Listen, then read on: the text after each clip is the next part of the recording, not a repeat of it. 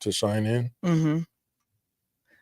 Hey, it is Wednesday, 8 p.m., and that makes it the Hams Hump Day. I am Treasure Cheltenham, and I am one of the Hams. I'm Sean Cheltenham. I'm one of the Hams. I'm trying to log into this thing. It's not allowing me to do it. Give me a second. He's over there having some technical difficulties this evening, but it wouldn't be a show if we didn't have those things. We wouldn't have those things at all. Anyway. It's asking me for a code. Could you give it to me? All right, hold on. Just show me it. Don't say it out loud.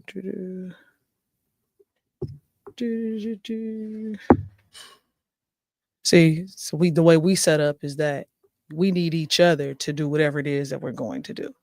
Whether we're going to access a file, we need the other one at all times. See, that's how we set our life up. It's like, how you got the movies where they gotta put a key in at the same time and turn it in order to set the nuclear bomb off. That's kind of like what we got going on. You dig? But anyway, what y'all getting into this evening? How was your weekend, how was your week thus far? My day was pretty chill today, actually. I got up, I changed the bedding, did a couple of things around the house. Nothing too crazy. Talked to this one over here for a while until he got home because he was clearly bored. That's what he does. He calls me when he's bored and won't let me get off the phone. And he'll tell me he feels neglected when I don't talk to him for 18 hours out of the day. Yeah, well, because I don't be getting stuff done sometimes. So I have to talk to him all day long. Even if we're not talking to him, we just need to be on the phone. That's just how it is. So a lot of times y'all see me with my earpiece in, he be in there. Whatever. He be in there saying some crazy shit. Be like, what is you saying? What is you doing? I don't like the fact that this did that without notifying us. What, something happened? It wasn't supposed to happen? No, I'm just going to send a letter to the manufacturer and let them know that I don't appreciate them changing things up without sending us an email. A notification. Yeah. What up, Antoinette? Antoinette is in the building. How are Antoinette, you? what up? Sorry, y'all. I was trying to get this thing situated. Looks like I'm almost there. Hopefully you could hear me, see me, and understand me. Yay. It would be nice, right? I think so, because somebody would have been said something by now. Yeah, if you guys can't hear us or see us, let us know. Hopefully we're streaming properly out there in the streets. In the stream world. But who hit us with the love? Let me see. Sookie. You know he like to call y'all. That's Moms. Hey, Mom. Hey, love Mom. you too. Excuse me. Yeah, man. Love so you too. How was your day today, baby? I was sleepy. I did, my sleep pattern's been messed up since I took my vacation, and I just can't seem to get back on track. So tell me about it. Hey, Mom, how you doing out there? Looks like Chris Thiesing, he said, what's up, man? He said the chat isn't coming up, but I can see you. I can see you. Joaquin said it must be hard being that loved. Oh, yeah. I don't know what he's talking about, but okay, yeah, most definitely. She said, mine was exhausting. Yeah, Mom, it's been like that. It's been kind of an up and down for us because we both still are not like the sleep patterns are wild. They're wild. Like, I got a brief service announcement. Oh, okay. Here we go, y'all. If you had a job, right? Any job, wherever you work, and the company is starting to do changes that are not normal. They want to go a different route on certain things. Mm-hmm. If you were valuable to the company before they decided to change their mind, more than likely you will probably have a position. It probably won't be the same position that you've been working, but more than likely, if you're valuable, like if you do your job, right, Mm-hmm. they Mm-hmm. probably gonna keep you. Mm-hmm. If not, just a slight suggestion. If you're working at a job, maybe every 1 to 2 years you should update your Your resume. resumes and your LinkedIn accounts and always be looking for new prospects for jobs, and Uh-huh. that way you're not blindsided by a company who just lays off or furloughs you, Mm-hmm. or always be prepared, because your value is only predicated off the value that you bring to the company. And as soon as the company feels like this particular department or wherever whatever, if they're going to a new direction, doesn't follow whatever they got going on, then they just get rid of you, and it's no hard feelings on their behalf. Now it might be on yours, but what I'm saying is try not to get uh too comfortable with what you got going on with your job. And yeah, your boss be telling you he love you and or she love you, and you're the best worker they ever had, and then 2 minutes later they handing you your papers. So Them papers. just keep in mind Papers. that you should always be, if you're working for a company, one day they just might not be able to use you, or whatever the circumstance is. Always keep your options open while you're working out there in the field. And that's my service announcement. Hopefully nobody is getting laid off or anything like that, but make sure that you're keeping your network strong. Don't get comfortable, because companies change their mind every 5 minutes. This is true. And that's that. This is true. We're gonna get into the show tonight, y'all. Tonight is gonna be a little bit different. Sean and I have interactions a lot when we just rolling in the car, talking, whatever that may be. And we do this thing where we just randomly ask each other questions. And so um we've never really done it live. So it's gonna be interesting. But before we get into it, we're going to get into what the the definition of intimacy is for men and women, because it's different. And that's one of the things that we discovered in conversation before. Like, for instance, men don't think that intimacy is just sometimes having a simple conversation, right? The intimate setting.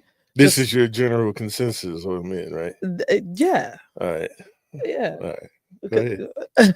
So the consensus, to my understanding, is that men did not think that intimacy was just something as simple as, cuddling and watching a movie. I Or don't know why we're flipped on the it's thing. weird. They say it's showing up different on Facebook too, but I'm not gonna worry about I don't know it. what these tech. So the company we go with just decided that they wanted to do some type of upgrade and not let people know, so I can come in here early to make sure that the stream is going to stream properly.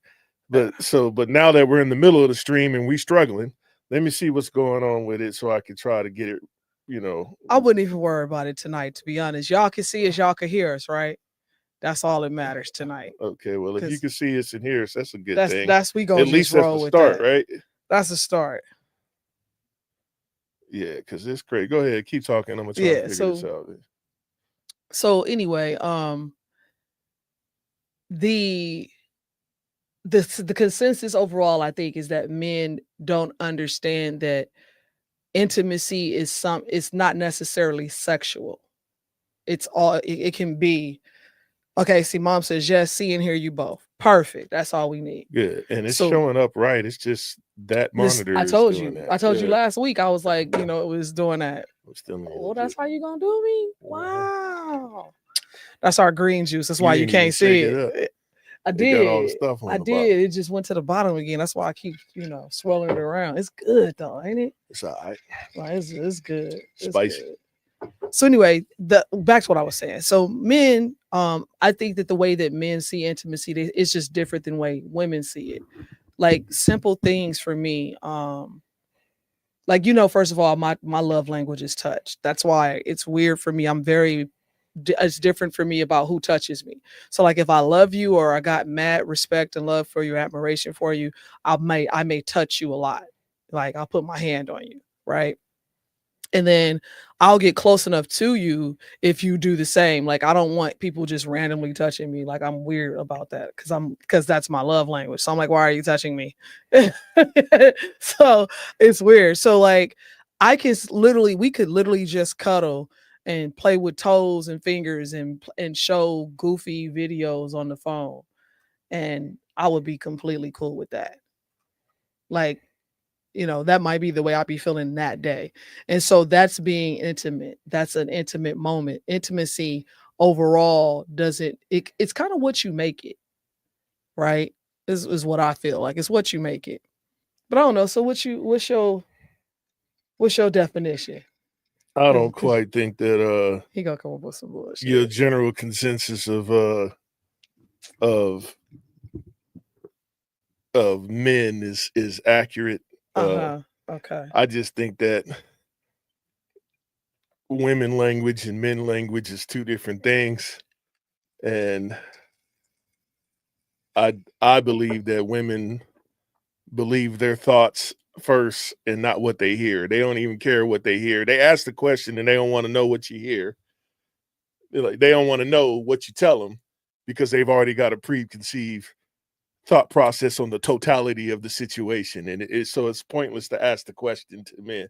But on the intimacy side, we pretty much believe most of the things that y'all believe. It's just whatever is floating the man's boat is different than the woman. So like, we like food being cooked and buying us our favorite toy or sitting down or and gadget and playing video games with us or building a squat rocket thing, whatever the hell that thing is called. So my wife is this is a tangent. Oh my God. My wife just buys stuff. I do not. Let me finish. This my fine. All right. So I come home. You put extras on this, y'all. No, I'm not. Let me get it off so you don't have to be over here trying to persuade people on the side. Like you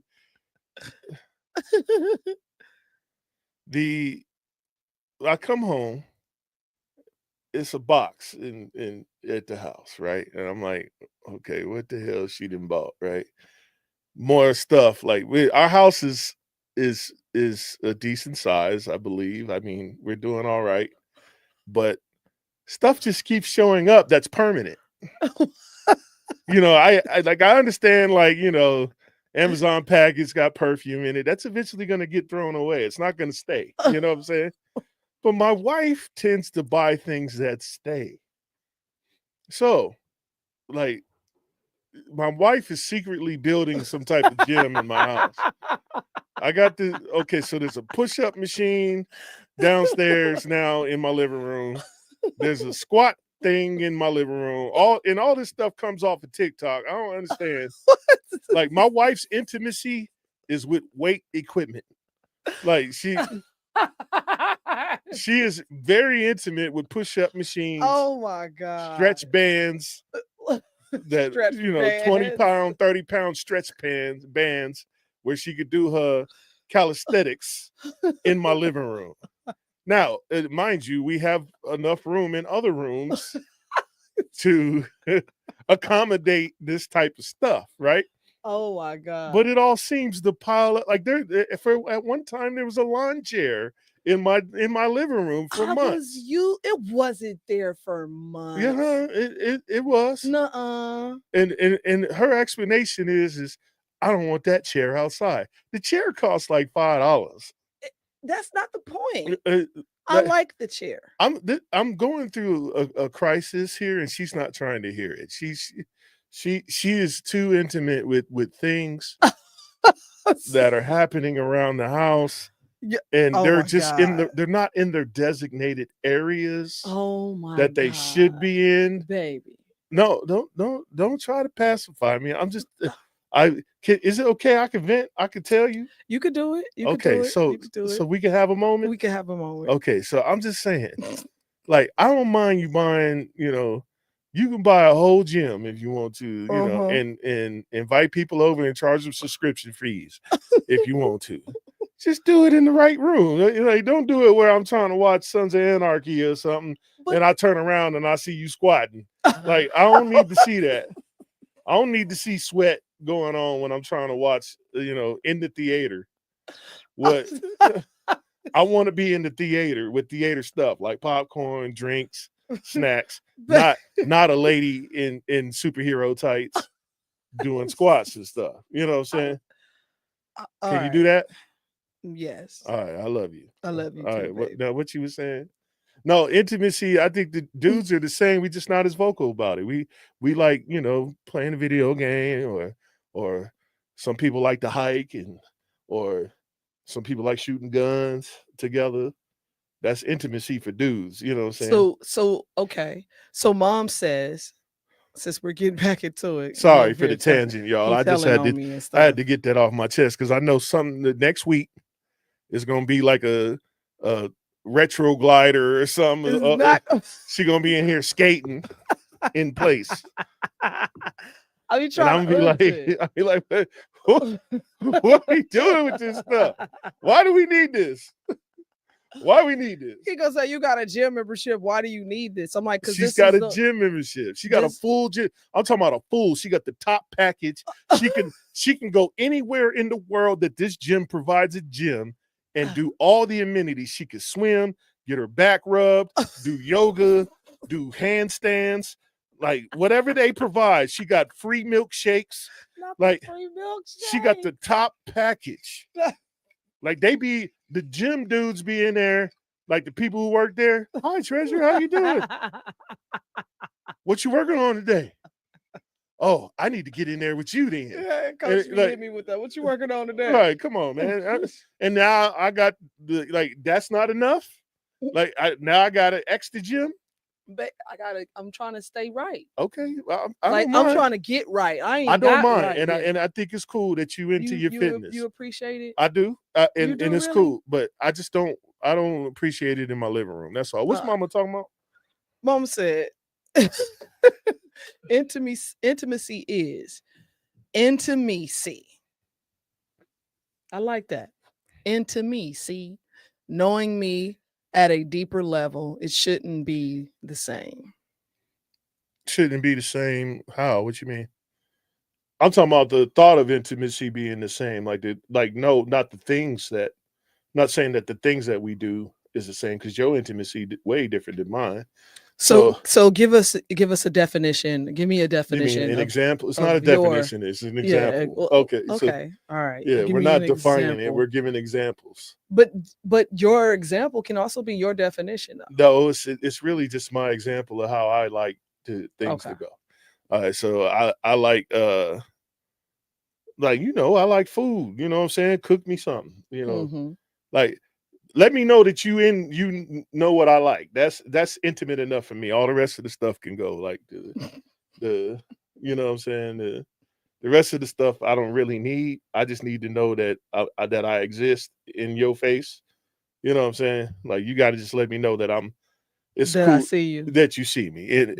Me, that's cool enough. The rest of the stuff. Is it more of an appreciation thing, like to show that I appreciate you?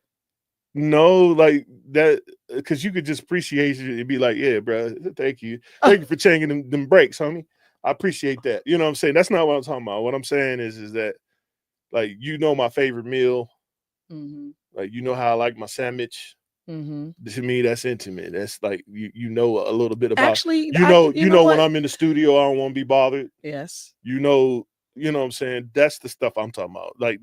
Like now, whether you call it romantic or not. That I don't care. Well, no, romance and intimacy is could be two in the same, but or one and the same, however you want to look at it, but they are different. You know, hey, Jordan said you like them glizzies. I was like, bro, that's a borderline, like, weird word. Here we go. I had to look that word. I had to ask my wife what that was, and I guess it's supposed to be a hot dog, right? It's like a hot dog, yeah. Right. Hey, and you know what? I like hot dogs. I used to like them a lot, but since I don't eat, I was about to say, because you said, like, what is your favorite meal now too? That since we went vegan, yeah, or since we went plant based, we're not really vegan. Yeah, plant based or whatever. I like the fried oyster. Like when you make them like like the chicken fingers or the chicken finger joints.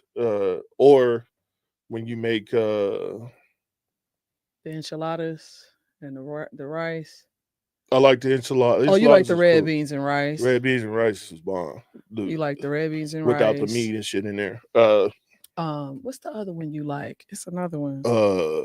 You like the quinoa mix stir fry. I like the quinoa stir fry. That's good. With the oysters in it. Yeah, and then I like you do something that's kind of like a fish, but it ain't really a fish. It's fried like a fish.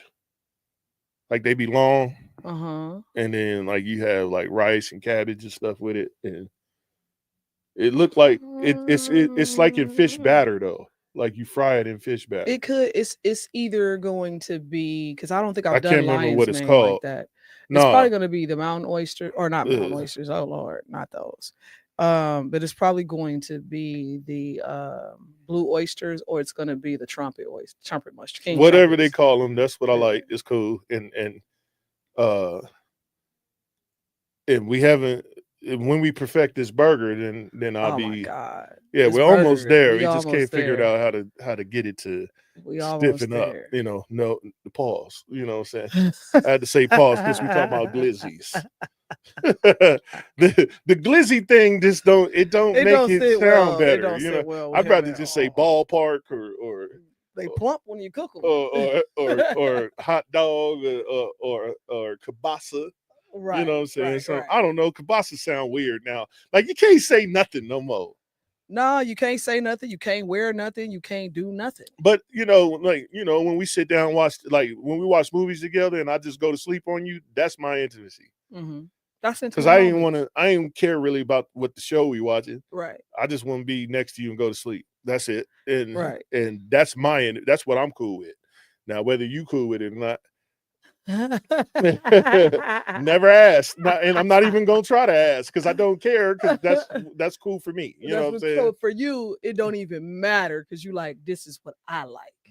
True, yeah, and you know, I try to do some of the stuff that you like. You know, I mean, obviously we wouldn't be together if we didn't do some of the stuff we like. But you be doing it with attitude, though. Not true. You could even say that. That's not true. Okay, how much of it is not true? I may be reluctant.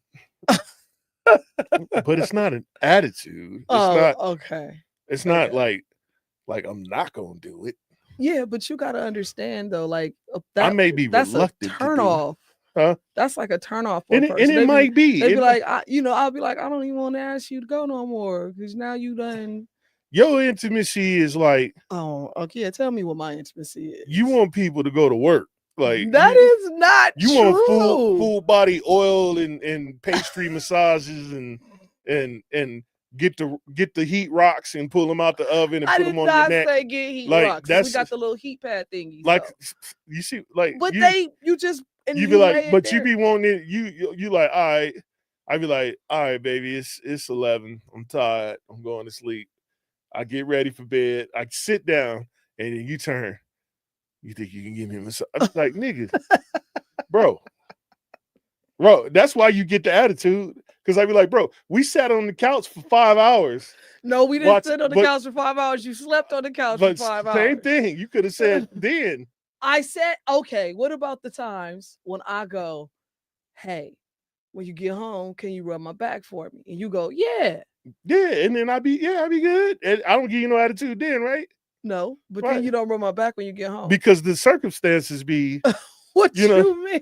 well, we like, oh, we watch the movie, we cooking, we got like this work, you know what I'm saying? And then all of a sudden you be like, oh dang, yeah, I forgot to. It ain't like I'm doing it on purpose. Like we, Are you so full of shit? no, for real. That's what's really it. Bruh. What else is here? That's what's really going on.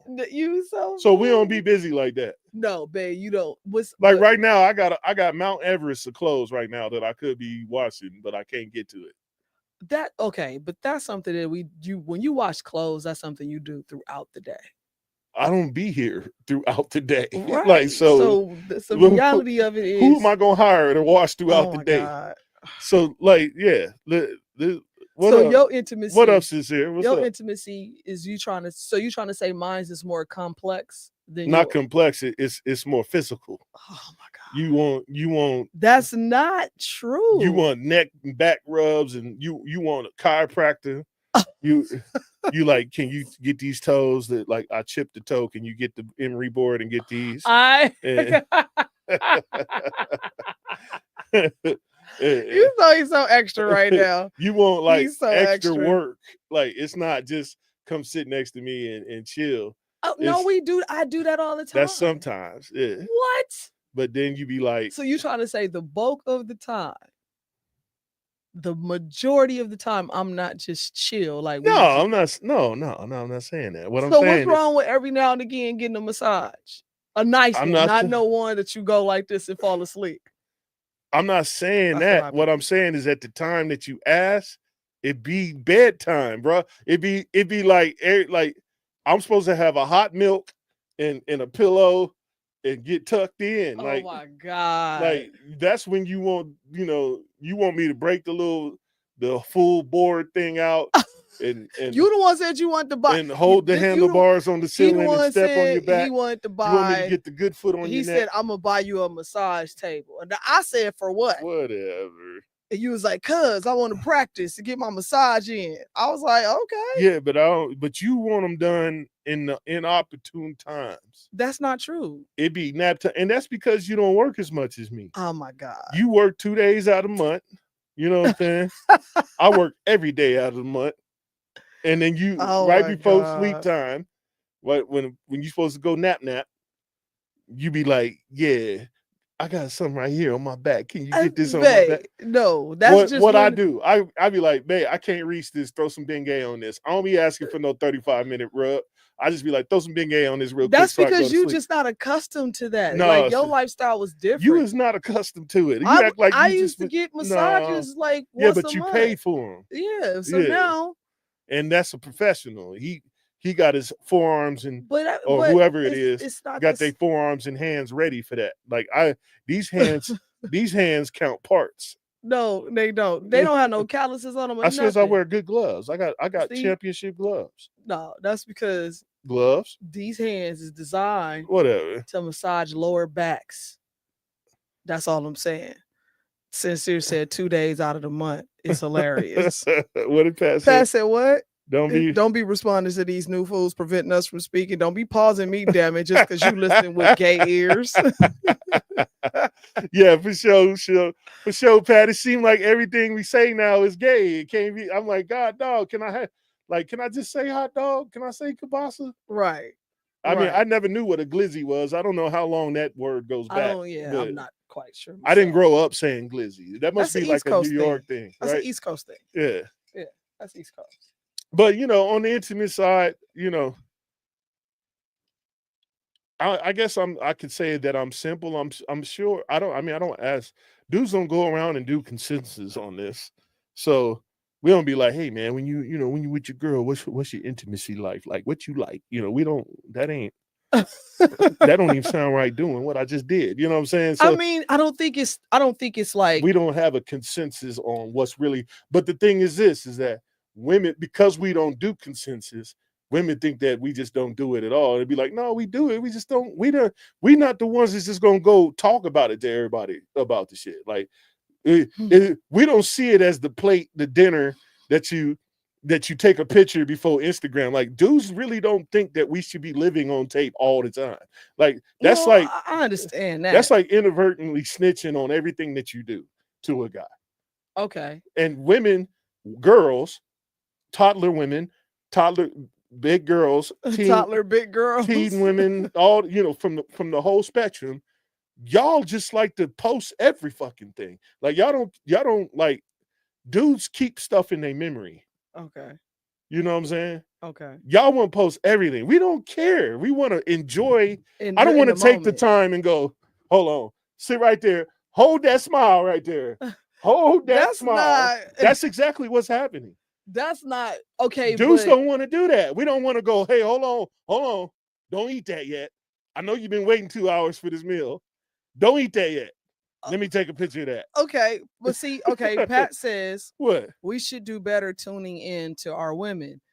And so I don't think it's and though I do agree with that, Pat, I think on the intimacy level, the thought process is just different from men and women. It's a different thought process. And so, because we even had a conversation one time about a date, because we have this agreement that we're supposed to take each other on a date every month.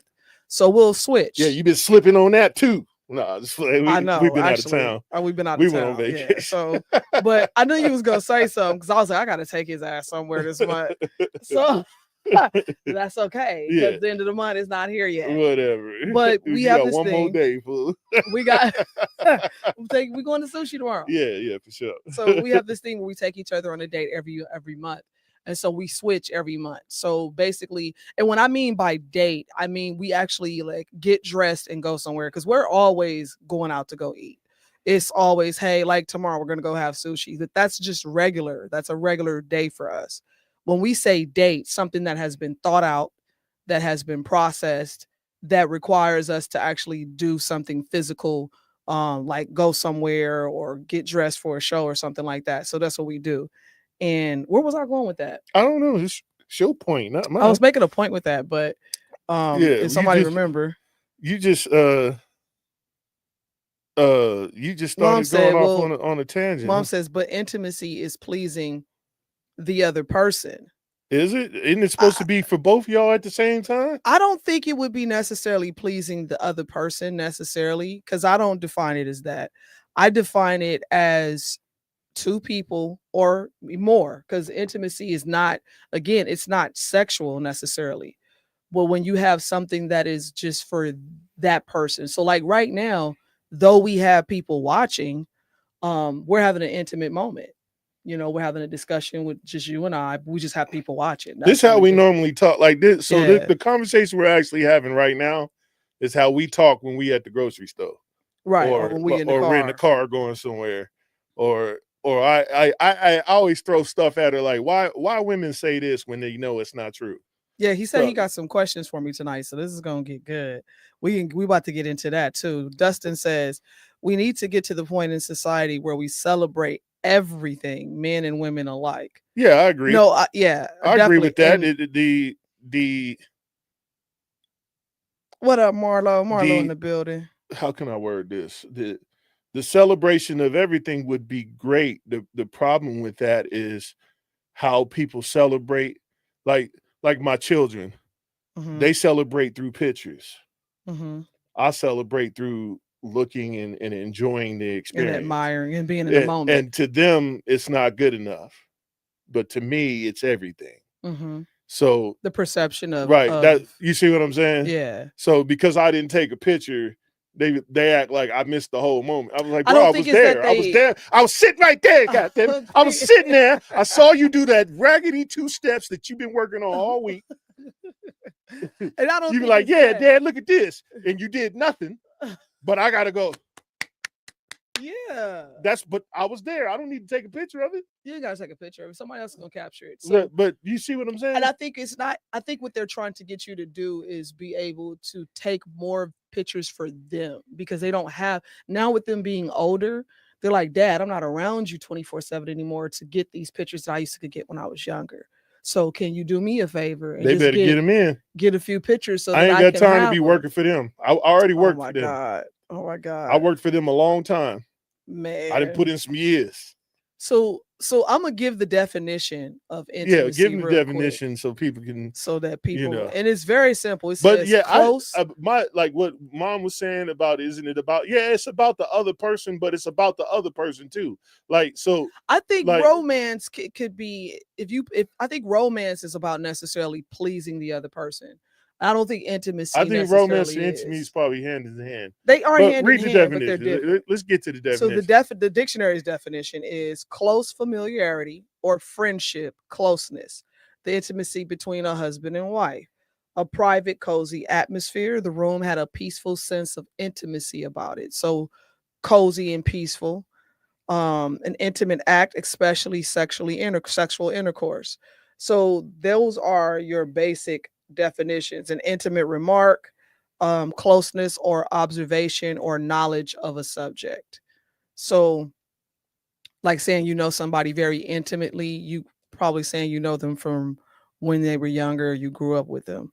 But what I'm saying is, when women express that they want their men to be more intimate with them, I think men take that and go, "Oh, well, she wants more sex." And it's like, "No, I just want you to cuddle with me. I want you to be available to me." Well, then say that. Stop saying the broad word. Say exactly what you want. See, men are we're moved by directive. Mm-hmm. Just to say intimacy, it doesn't have a directive attached Because it's to it. such a broad word. It don't have nothing attached to it. It's just okay, all right, whatever. You know what I'm saying? Because it's what you make it. Right. And look, even Pat Pat said says, be "Be direct. direct." Dudes are trained from birth to take directions and to execute them with discipline and perseverance, and to be happy about it. Mm-hmm. Women aren't trained that way when they're young. They're trained to be free spirited. Right. Because they're under safety at all times. Right. Dudes are trained to say, do this. Mm-hmm. All right, do this. All right. And how we get our respect is because we done exactly what we were supposed to do. Right. If so mom So says agree that she said ask yeah, what you want. it's some good ones on here. Dustin says it's a connection on the word intimacy. It's a connection, a give and take without sacrifice, with or without the physical. Right, Exactly. right, I yeah, for like sure. that. And then he Mom, says you can't leave it open for us to interpret. Pat That's true. says, Pat says, what do you want? Be direct. Mm-hmm. We missed somebody else upstairs a little bit further up. Oh, Marlo said, "What up, fam? Hey, Marlo, what's up, man? What's I didn't crack a even see that. lacking? How you doing, I brother? said I think I shouted him out earlier. Oh, okay. But yeah, with the intimacy thing is, I think And I think that's a lot of women's problem, I not think to people cut would you be off. more happy if they just tell you exactly what the hell they I want. think that's a lot of You know, women's problem, not being able to actually say we don't live exactly in the what you dreams want. that y'all conjure up. Right. Like I didn't spoke to women about things where their perception of what happened Was was like a totally whole off. dreamed up thing. Totally I'd be off. like, Yeah. what? Are Right. we watching the same movie? You know what I'm saying? What your batteries are low? Yeah, go ahead though. I'm Uh, listening to you. I'm just trying to see if I'm I can like, get it to are we work. watching the same thing? Like, cause I'm like, no, that ain't what happened. Right. You know what I'm saying? And I'm like, look, if you just be more direct, tell a person what you want instead of going, well, he just supposed to know. Well, if you told him 10 years ago, yeah, then he would know. And You know what I'm things saying? change in that time frame But what too. I'm saying is that you can't go off the basis of he just supposed to know. Things must be trained. I People was must be just trained. I was just making a joke earlier with Cammy. We were saying, I was like, forget how to train your dragon, it's how to train your husband. Train your husband, your wife, everything, your kids. The He said, wow, Sean, we don't live in the dreams you conjure up. Bars. my bad. I didn't mean to, I wasn't trying to bang on them, but that's not 8 times out of 10. If a woman has an issue, her conjuring of what happened is never solution based. It's all about the issue instead of going, okay. And the dude just be sitting there going, well, all right, I heard your gripe, but what we doing to fix it? Because y'all the fixers. Well, no, it's not that we're the fixer. We're solution based. Okay, there's a problem. So how we see it is the pipe is leaking. Mm-hmm. The floor is being destroyed. We don't need to talk about the extras. Like, oh, now I got to get a mop and I got to get a bucket and now I got to go get some towels. Like, and ain't nobody ain't nobody did nothing yet. Ain't nobody got up and just started doing like it. It's a fine line of where we'll hear a gripe and go, all right, like how long we going to talk about this before we start right fixing it? So the thing comes up when the gripes just keep being repeated. It's because they don't want a solution. They just want to just bang off on the gripe part of it. And dudes be like, that's when they shut down. There's no directive. There's nothing to do. Like what you saying is your prerogative. And talk about it, right? And talk, you know, I'm just gonna sit here. Right, I'm just gonna sit here and look at you. Let me know when you're ready to fix it. Exactly. Okay. Yeah. So Chris, and women misconstrue that a lot too as you not listening to me. We like, no, we listening. We heard what you said. Yeah. But what you said had no solution in it at all. And you guys are solution based, solution driven. I can see that. Chris says, I think the modern woman is more intimate with their friends and peers than they are with their men. It's one of the reasons relationships are, in my view, obsolete and will soon become a thing of the past. Men take a back seat to friends and family of the modern woman. I've had a couple of occasions like that, you know, before I met my wife. I've seen that too. That's possible. That's very possible. And that gets on a whole different topic of discussion of, you know, of trauma and brokenness and that kind of is something that's a cycle that's kind of vicious. Joaquin in the building, he says it's something shared between two people that's special that won't necessarily be shared by everybody. Yeah, for sure. Absolutely. Yeah, for intimacy. Yeah, for absolutely. Sure. Yeah. And I think that's another really good definition, because even the definition of intimacy is kind of broad. Right, but you think about it. The first way to violate your relationship is mess with one of them. Whatever y'all do together, and then you go do that with somebody else. That's gonna be trouble. Yeah, you definitely can't do that. You be like, nah. There's certain places that even with my friends, I'm like, nah, because me and my husband do that. So that's our thing. You know what I'm saying? But the thing is, because we're literally best friends, everything we do is together. People have asked us about that. I don't know. Have people ever asked you, like, how is it? How can you work with your wife? Or did you get those questions? Because I would get them. And I would tell them that, you know. Guys don't do that. They come to you and go, I can't work with my wife, man. I don't know how you do it. And then I go, oh, well, this is how I do it. Mm-hmm. Guys don't go, hey, man, how is it working with your wife? They ask it backwards. They go, I couldn't do that. Because they see us working. Right. So guys that's how they ask a question. It's usually based in a something that they go, I just can't work with my wife. She gets on my nerves. And then I say, well, you know, me and my wife, we follow each other's directions. Like if I know you're proficient in a certain thing at the job, right? Mm-hmm. I'm not going to go in there and tell you how to do it.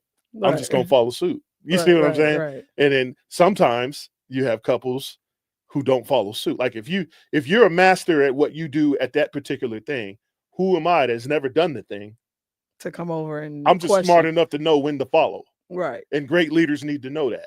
This is true. So I've said that great leaders follow. And that's what I pretty much explain to people. Like you got to know when to follow and know when to lead. Mm-hmm. I said, and then with your wife, you know, if you established your order properly, you'll never have to question who's the leader in the first place. Right. So, somebody's long-winded. Who is this? Is this Chris? Yeah, Chris. Chris is on him.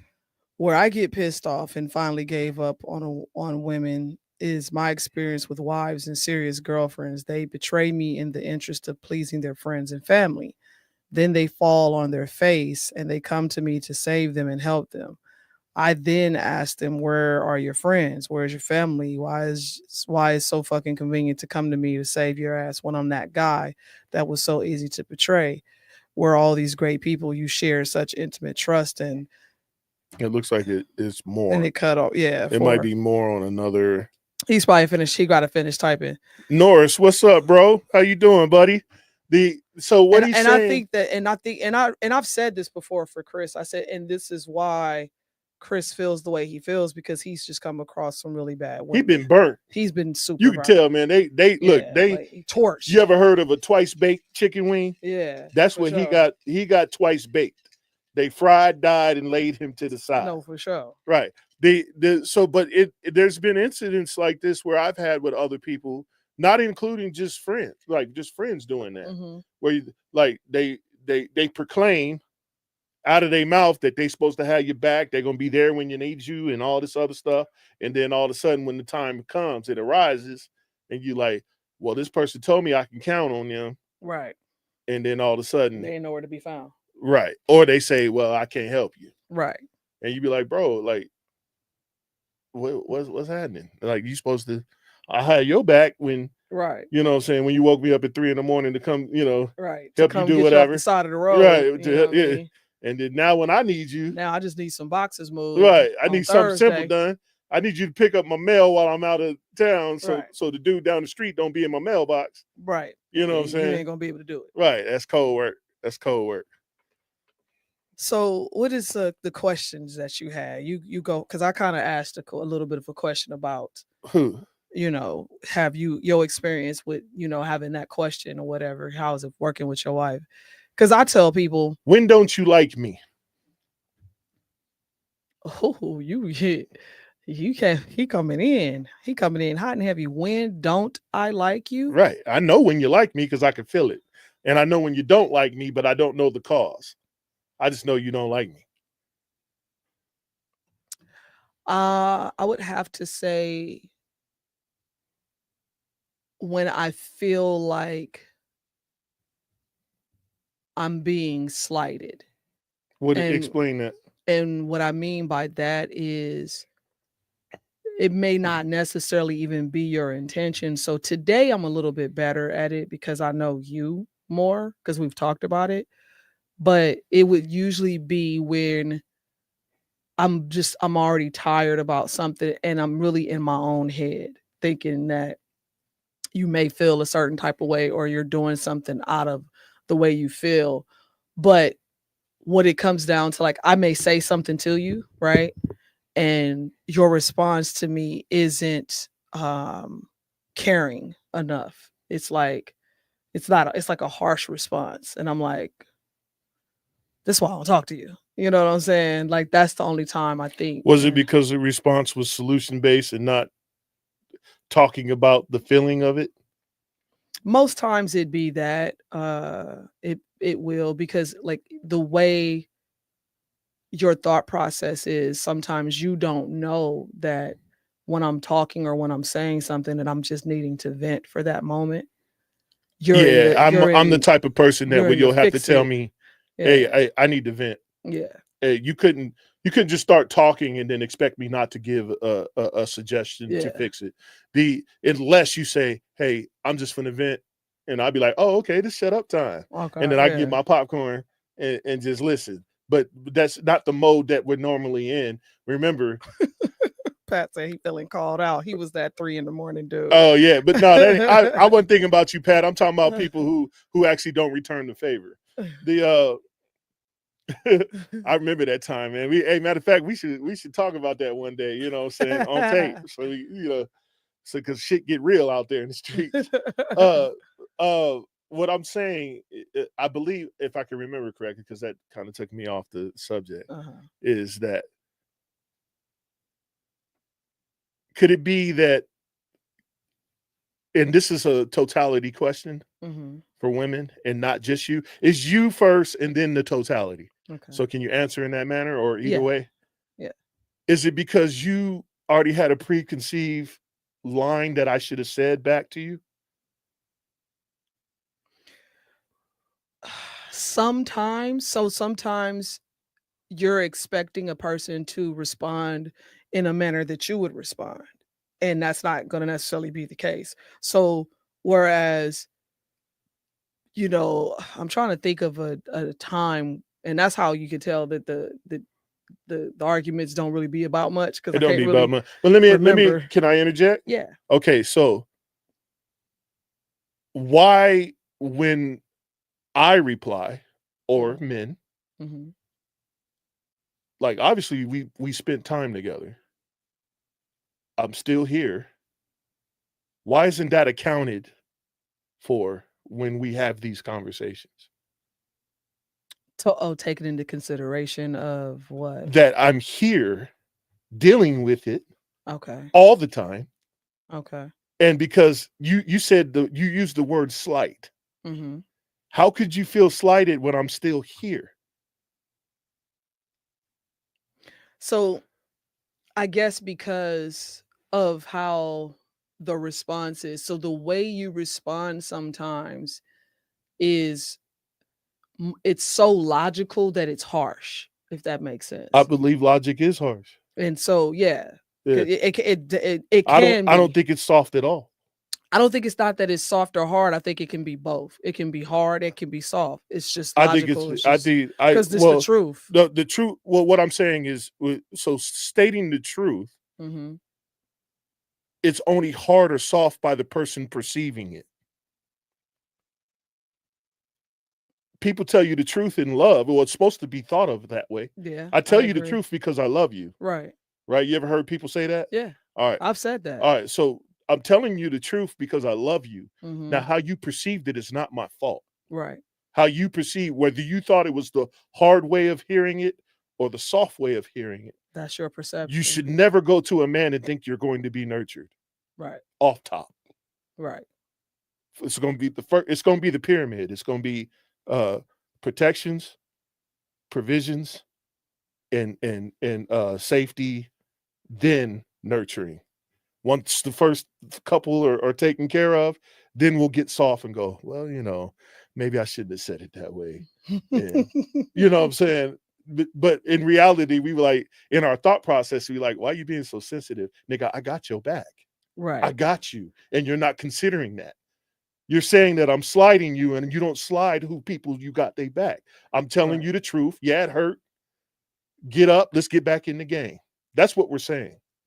Yeah. And I think that what men fail to realize is that the difference, and this is where that struggle comes into play, is because though there are some women out there who understand that and the logical side of it, when you are in that moment in your feelings as a woman, we're emotional.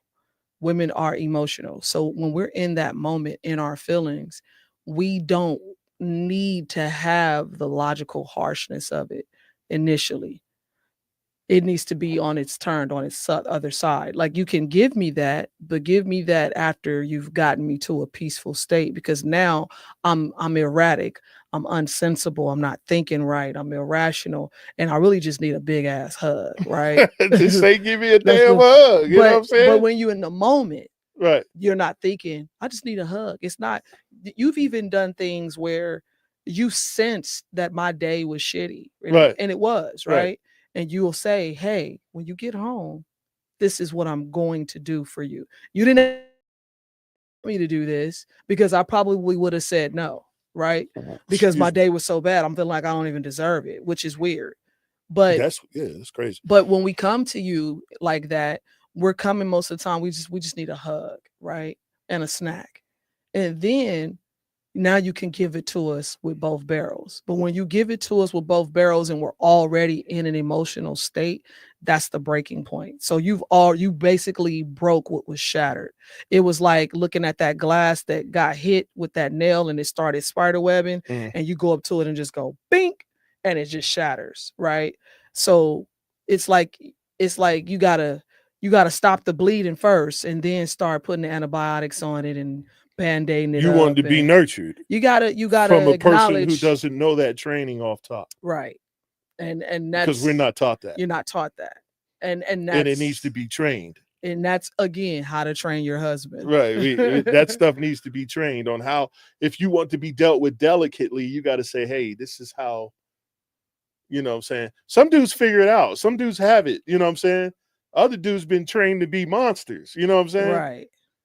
Right. Pat says, I tell my wife I love you, I choose you, I'm here. So whenever you feel like I'm harsh or your feelings got hurt in the conversation, please try to focus on that before you go on how it made you feel. So basically what you were just saying. And again, because the frustration, well, for me, I can't speak for everybody else, but for me, the frustration in that current situation is like, and you'll hear me say this, I'm on your side. Mm-hmm. How do you not see this? Right. I'm not your enemy. You hear me say that a lot. Right. I'm not your enemy. Right. I was like, just because I told you what I said doesn't mean I don't mess with you. Right. I'm not your friend. I'm not your husband. Right. I'm telling you because that's how I see it. And you asked me, and I told you there shouldn't be a repercussion on yeah. Because I don't give you repercussions on how you feel on shit, and you feel on shit like it'd be 5 more minutes. As soon as we done with this, you're gonna feel a way about whatever.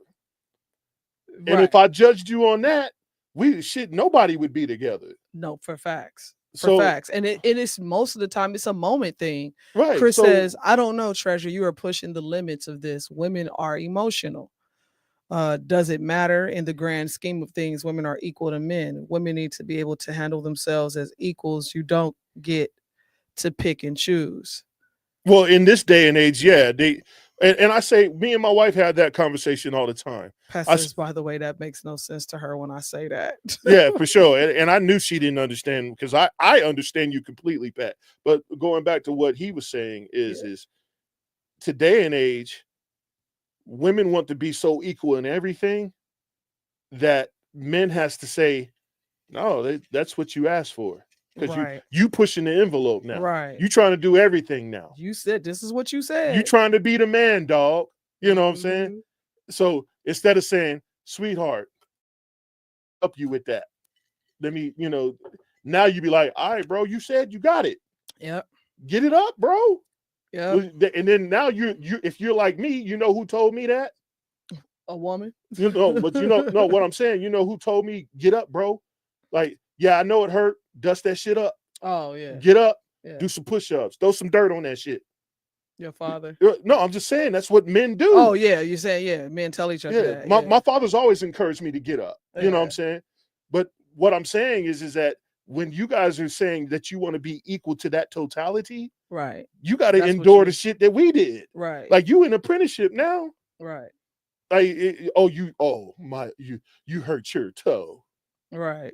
And, now you don't want to go to work. You better get your ass up. Right. Because that's what guys get. We don't get the, maybe you should take a couple of days off. Mm-hmm. We don't get that. Mm-hmm. We don't get none of that. And then when you say you want to be equal, that's what we see. We say, you want to get hit in the chest. Right. And still do the job. Just the same. You know what I'm saying? The same as the equal pay of when they say there's jobs that women are just not going to do. They ain't gonna get in a sewer. They're not gonna get a sewer and shovel shit. They're not gonna do it. Yeah. They just not gonna do it. What okay, now that my other question is this. Oh, he got another one, y'all. It's getting good. That was a good one though, because I never even really thought about that. I don't think anybody do. They just be doing their thing. And this is a woman question, not just you. Okay.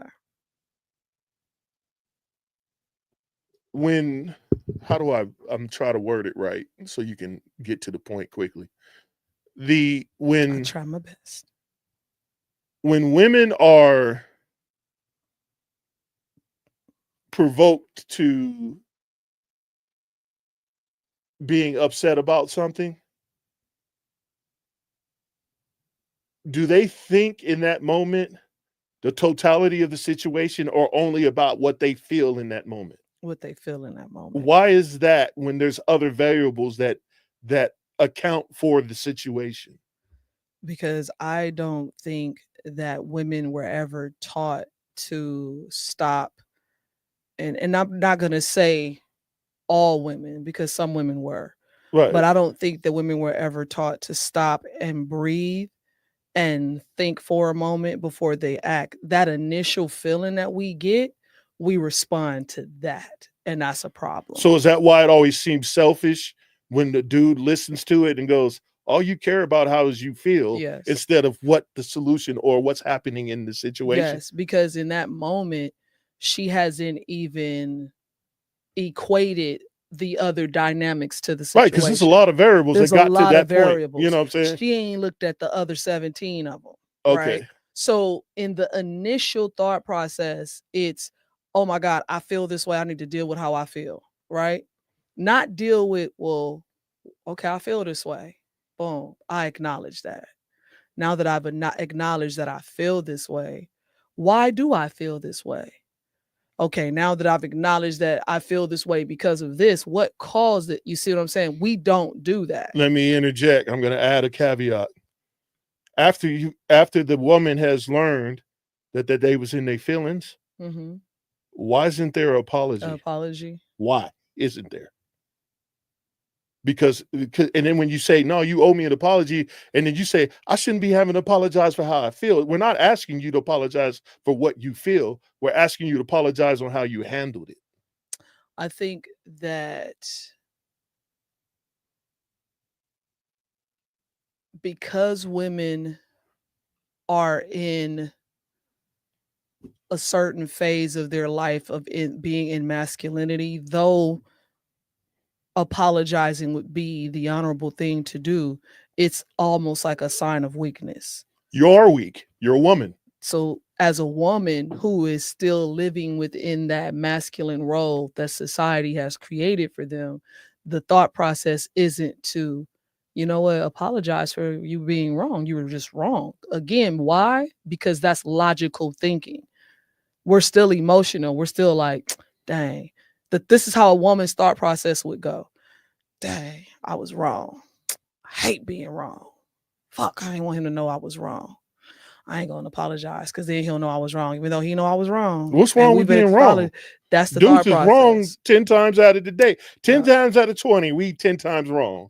And we go, you know what? We was wrong. Let's move on. Yeah. And so again, because it's emotional, the initial feeling and we never can get past that initial feeling and initial thought process. Okay, so now that you've said that, and I'm only trying to use it as a general consensus. I know there's anomalies out there, right? There's people who are perfect and they can handle these situations with such care and diligence. Poise. Yeah, such poise and presentation. Where they at though? Do you think that that's a product of upbringing, or that women just don't give a fuck about other anything else until they're satisfied with their need?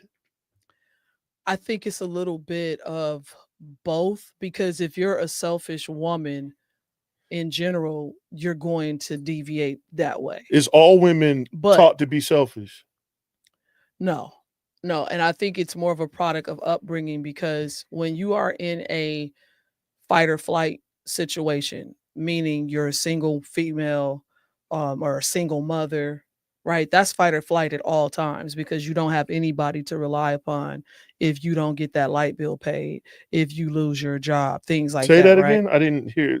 I was saying that you are in that fight or flight mode when you're a single mother, because you don't have anybody to rely on. So the upbringing, it comes with your product of your upbringing, especially if you wasn't brought up with a father figure or a father to teach you the thought process of a man. And when you know the thought process of a man, you can identify when you're thinking like one. Is single motherhood a hereditary?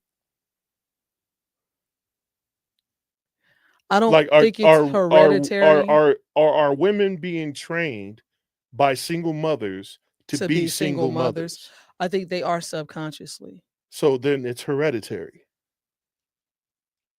I guess you can kind of say that in a sense, because a single mother, right? Because she's single and she's doing everything on her own, her thought process is be strong, be independent. See, look, you could do all of this yourself. You don't need a man for this, that, and the other. That's another conversation alone. Because you know me, I can battle that all day. I know what actually happens. You know, usually single mothers are being taken care of by someone else, and then they're calling that independent. Right. Which is not true. Which is not independent. Independent means that no one takes care of you. But you. Right. But we're not having that argument right now. Without government assistance. Right. We're not having that particular argument right now. Right. What I'm saying is that in society norms today, we see a lot more single mothers, no matter what color they are, right? Right. Is it a possibility that they're being trained to be that from jump? Subconsciously, absolutely. I agree with that. 100%. So how is that cycle broken? Because a lot of women don't even know they're actually out of pocket. No, they don't. They're just doing it. And I have conversations with girlfriends, new and old, and I just get very quiet sometimes when I hear the thought process behind a situation when it comes to the opposite sex and relationships. And it kind of like makes me go, that's how you thinking? That Right. explains to me why you're single. Right. But it's like how do why you guys say don't that? want to bank, they don't want to invest in that. They don't want to invest in you. Yeah. Right. And so and understand, I think women don't understand what a man investing in you even is, because marrying you is an investment. Just being in a relationship with you is an investment. The whole totality of it is investment, Is an because investment. usually when a guy is pursuing a woman or actually joining into a relationship or being married to a woman, the guy is putting more tangible things on the table than the woman is. Now the woman might be investing emotionally, but emotions, you can create those at all times. They're at an abundance. Right. But what men provide is tangible things, which takes time to create. Right. And it takes you know, strength and perseverance to create that stuff. Blood, sweat, tears, blood, sweat, time. tears. Yeah. So when that's violated, that form of intimacy that we're providing, because we see that as that's being intimate. I'm taking care of you, my G. You know what I'm saying? Right. Yeah. So we talked about that before. Right. Too. Right. So that's how we see intimacy as that being a part of it. Because for me to properly take care of you is to know that you need your needs. You need this, you need that, you need this, you need that, right? So that, to me, according to the definition and what we spoke about today, that could be a form of intimacy. Why is that form of intimacy from men diluted over the emotional investment from women? Not recognized. Right.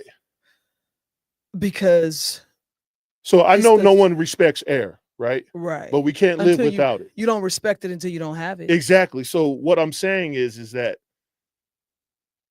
the amount of energy it takes for a man to do those things that he deems intimate, because what a man thinks is intimate is different than what a woman thinks is intimate.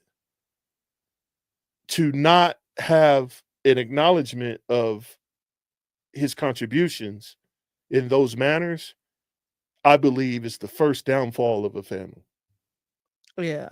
I think that's where it starts. That comes down the line of respect, right, and being valued, you know what I mean, for a man. And so not recognizing when a man is giving his time to somebody other than his family, other than his wife, other than himself, whether he's being paid for it or, whatever is going on, whether it's a barter and trade or whatever, when he's giving his time and he's giving his energy, and he's coming home, he's tired, and simple things that should be done are not done. And it's like, you don't respect what I'm doing in order for you to sit up here and even be able to gripe about whatever you're griping about. Right. And I agree. Sometimes when I hear women say, I'm not doing that, I'm not doing that. And I'm like, well, you're asking the man to bring a kingdom. The kingdom is coming, right? But you're not trying to help him maintain it. Right. It don't make sense. Whether you go to work or not, something has to be maintained, right? Well, first of all, he got to eat. He got to eat. If you want the kingdom to still come, you still got to make sure that person is getting. Even as a woman, I got to eat. Right. So even if I'm not going to cook and I'm going to order food, or if I'm going to call he got a meal. I'm going to call a chef, whatever I'm going to do, I still need to make sure that it's done for you as well. Right. And if you're not proficient, say you're not as proficient enough to clean, We need to figure out provisions. Right. Especially if you stay at home by yourself. Like say you stay home, right? You're a homemaker, right? Your man provides the financial portion of the house. If your task is becoming too much at home, why aren't you voicing, saying, hey, can on 1 day a week or 2 days a week, can we get somebody to help just in this area? Right. Yeah. Or whatever, you know what I'm saying? Right. Or sell some cookies. Right. Something. Like you sit there with an oven all week, bake some cookies and sell them motherfuckers so you can have someone come clean to do, help meet the situation for both of y'all. Right. You know what I'm saying? But a lot of times people wait for the other person to supply the solution to that. You want to go to the chat? Yeah, I got a couple of interesting comments. So Joaquin says, in some instances, what the mother didn't receive in her relationship, she doesn't pass down to the daughter, and the daughter does not know she's missing it because she's never seen it. And again, that's what we were talking about when we're saying, talking about hereditary. Yeah, it could be hereditary. So there's a misnomer in the teaching. Well, and that's really where it started, because when you go back to the 60s and the 70s and even far beyond that, it was unheard of for the man to be out of the household. It didn't started happening till the 80s, right? And then the 90s, 2000s, all the way up until where we are today, we're just seeing the traumatic effect of what has been happening over certain decades that's still very, very new. I think the crack era really messed us up. It did. It absolutely 80s, did. The early 70s, the late 70s and the early 80s and through the 90s, I think that really messed us up, family-wise. Right. Chris says, but Sean, women have been taught their entire lives that men are disposable and replaceable. Women don't have to do anything but exist. Right. And that's true, because if you think about it, if there's a draft, men have to go first. So we know that, knowing that growing up, we know that we're disposable, right? But we're not asking for much in return. We're asking, because we are disposable, that you utilize that time with us properly and show us respect, and be nurturing to us like you would be to your child. Right. Because we know that if the Titanic is going down, they're going to take women and children first. Right. We know that the society has been built that way. We've been trained to think that way. And women has taken advantage of that point. And now we have people who, like Chris, who's been abandoned when he was actually someone who was probably a good prospect for at that time. I wouldn't suggest him dating now. He thinks too vicious and evil towards women, you know what I'm saying? Unless there's that one that can actually, that fit the profile or whatever. Right. That really comes correct. But yeah, I think that chivalry is dead because of that. Because they forgot that we were the ones I can see that stay on the Titanic while you get to get on the boat. I can see that. Yeah. And that's why chivalry is dead. Forgetting that, like Ice Cube say, I started this gangster shit. Yeah, exactly. All right, I got a question for you. All right. At what point did you realize you were in love with me, and why?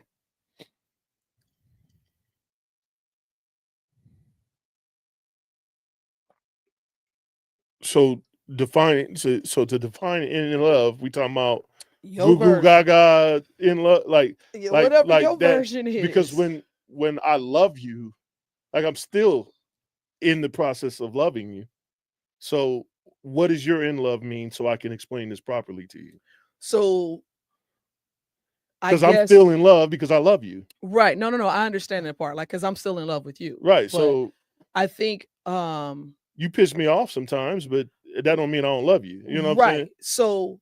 So I think what happens with that is when people are in love, when you piss them off, they're not in love no more, but they still love you. I haven't had that yet. It's like I ain't in love with your ass right now, but I love you. I just go to God and be like, God, slap that nigga in the back of the head real quick, so we can get back to regular schedule programming.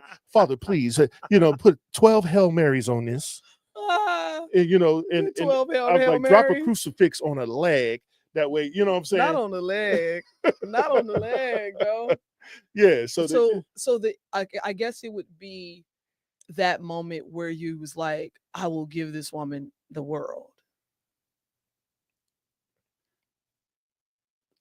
Run that by me again so I can answer properly. So the definition of being in love is when you was at that moment where you was just like, I will give this woman the world. I knew that when I was said, I said I can marry her. Well, when was that? I don't know when that time was. I don't think dudes see. That's why I'm saying, like, we don't take portraits of that. You see what I'm saying? Right. We build, like, my Picasso or Michelangelo is being built as we live. We don't take. Do you remember what I don't was? Go, okay, I got the canvas. Let me take a picture of that. Then I go, oh, I finally got paint. Let me take a picture of that. We don't do that. Do you remember what it was? What was either said or done, or what happened? Actions, hands, and feet did. Okay. It wasn't nothing you said. Hands and feet knew that I knew that you would be able to complete the helping part of what I needed from, like, you serve a purpose in my life. And for my purpose to be to continue, I knew that if I was gone, you would continue my purpose. So like me, me, I want to build a legacy. Right. I knew that if I left you with a set of instructions, that it would get continued, no question, because of how I did you when I was alive. Mm-hmm. I knew that if I built the kingdom, that you wouldn't run away with it and not protect my legacy behind me, even though the legacy didn't come from your loin. You see what I'm saying?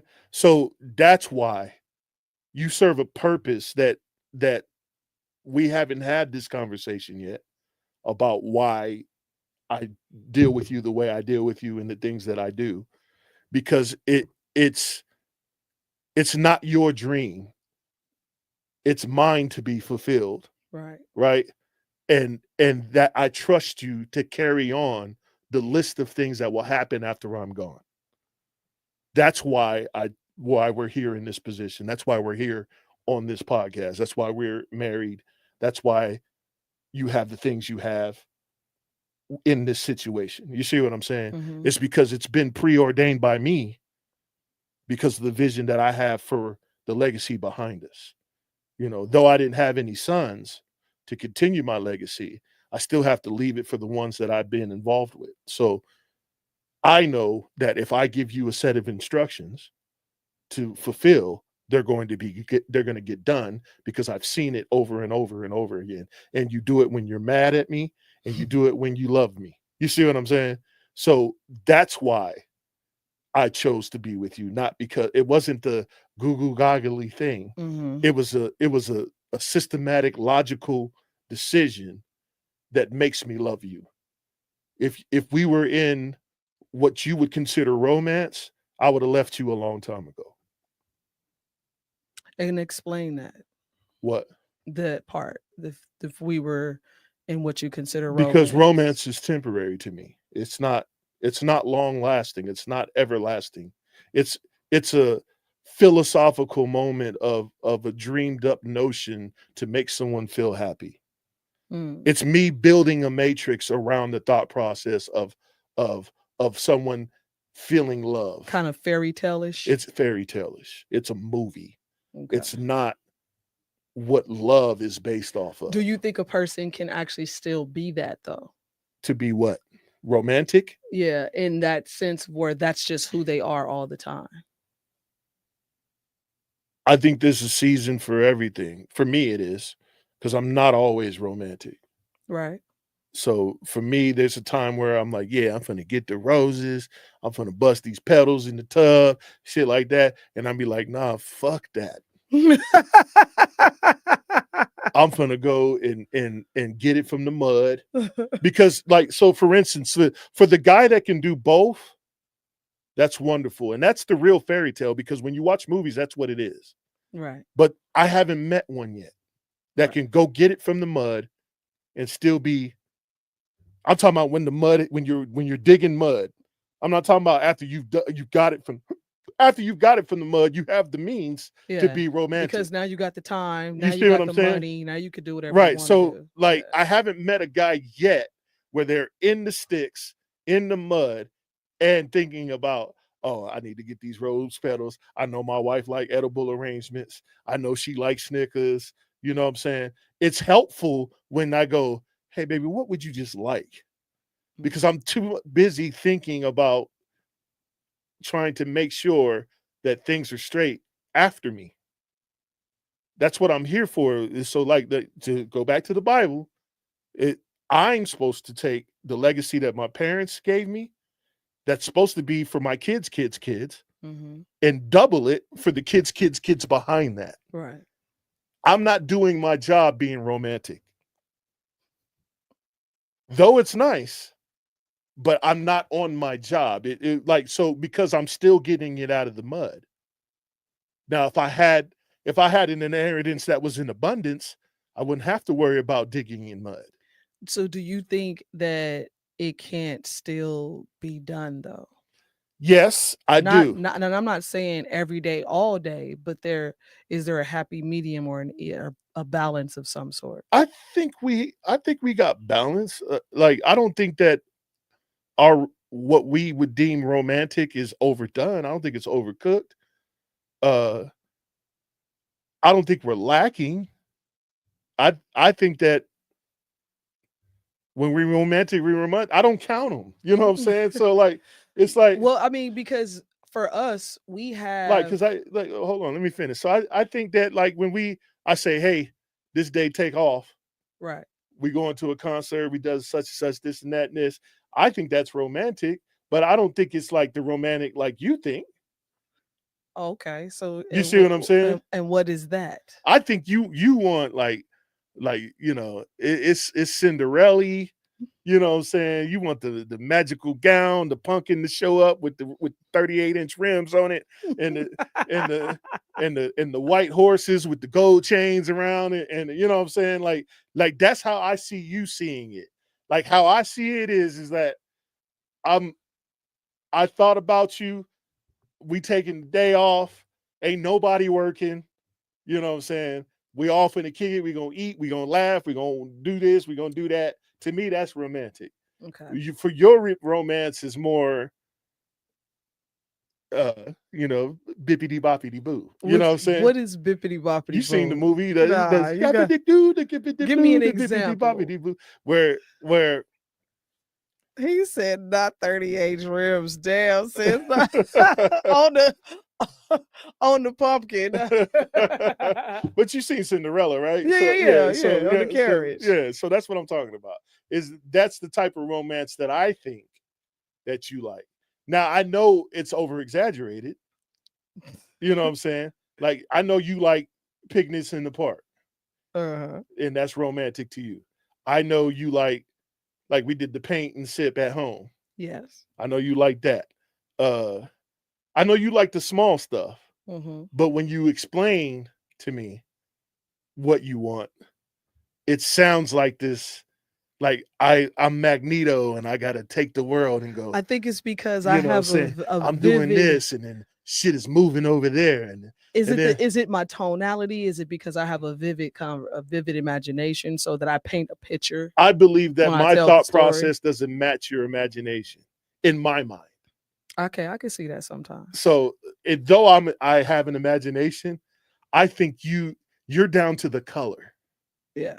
Okay. Like, so the bathroom has to look like this. It has to have Italian stone, and the aesthetics of it has to look a certain way, right? Okay. And these colors need to fall in, and then the heavens have to fall from grace, and you know what I'm saying?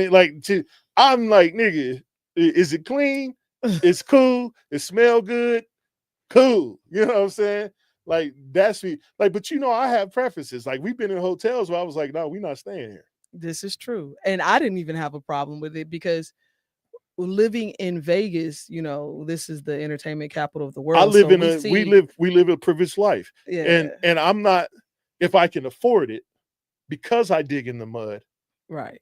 I'm not gonna go pay to be in the mud. Right. I'm gonna get what I want. Right. This is he's done that. He's like, nah, we finna go up the street somewhere else. Let's go to the chat real quick. Who else is I don't want to miss anybody.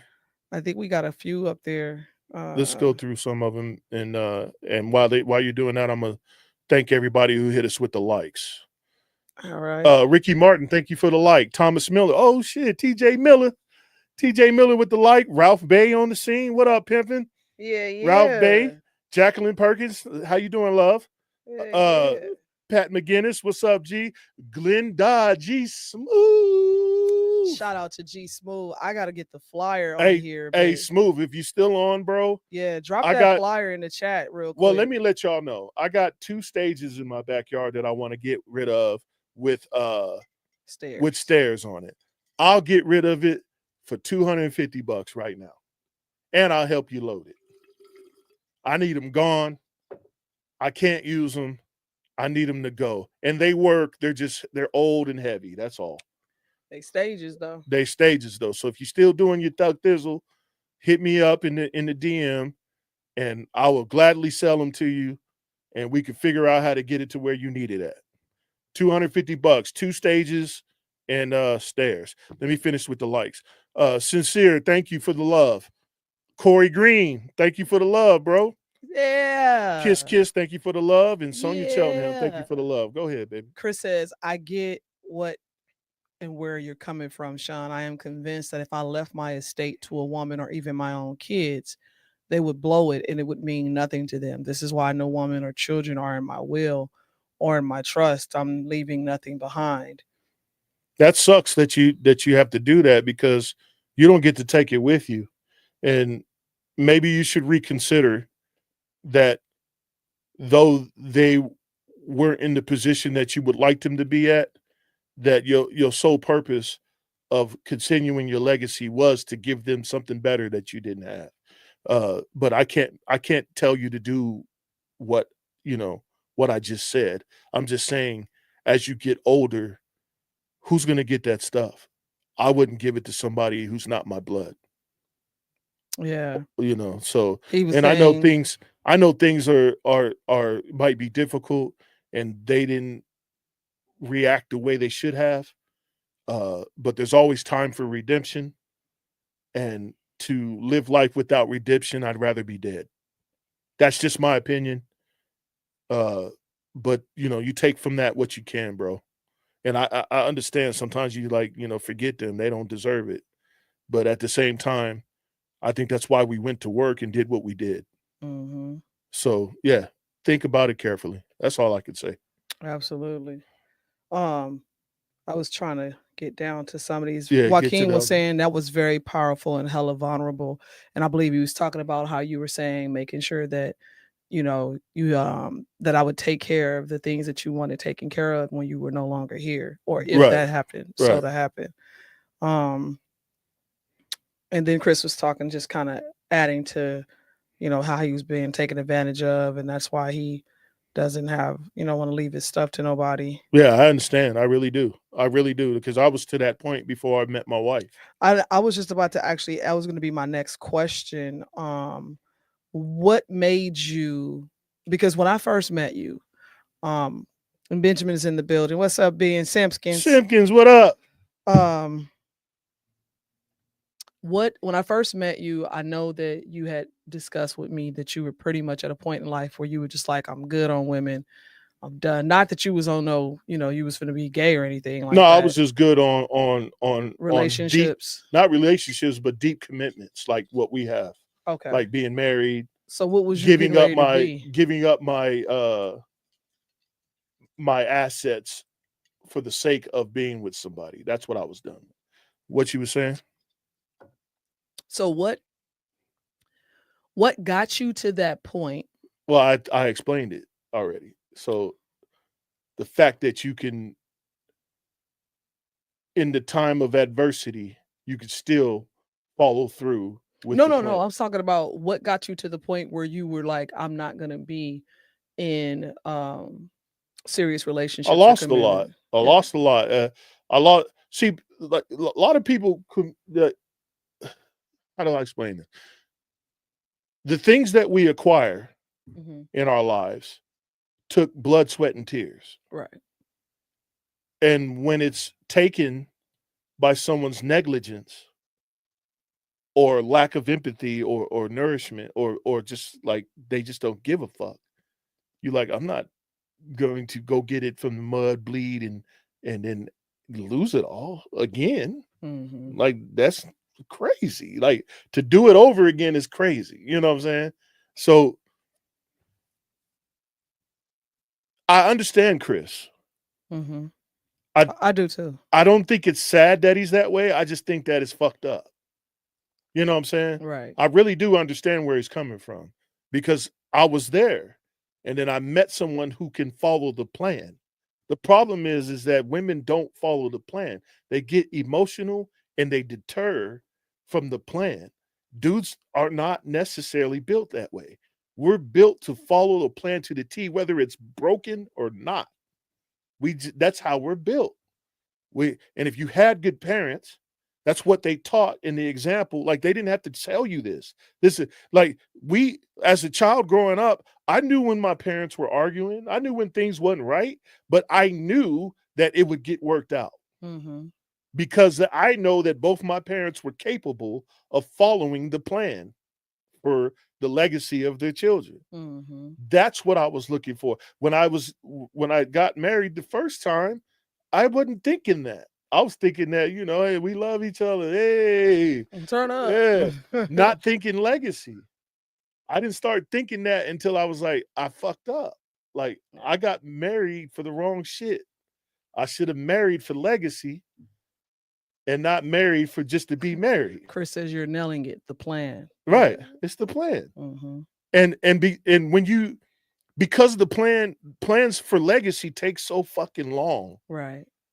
Right. And It if you takes don't long. understand that, And women don't have a lot of them don't have patience like that. They right. say they do. They have more patience for their child to be that long than they do Then for they the man that's yeah. actually building the kingdom that they live in. Right. Which is fucking crazy to me. Right. It's crazy to me to think that you can give all the nurturing that a man sees his wife give his children is he just wanted a little bit of that. Mm-hmm. You see what I'm saying? So, like, they always say, oh, he's a mama's boy or whatever. Every man is a fucking mama's boy. Right. We all love our mothers. Right.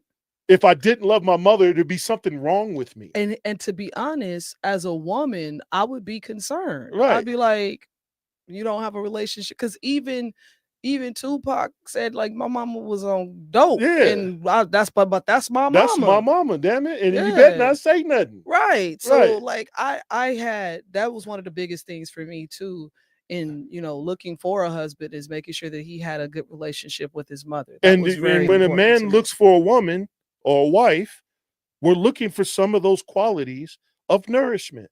Mm-hmm. Because it validates that we are taught love through the mother. We're taught discipline and strength through the father. We know he loves us because he's disciplining and strengthening us to handle that. I know my mother loves me because she goes, all right, baby, come on. Come here. Mm-hmm. Let me rub your head. You know what I'm saying? I'm going to clean you up. Don't worry about it. I got it. You know what I'm saying?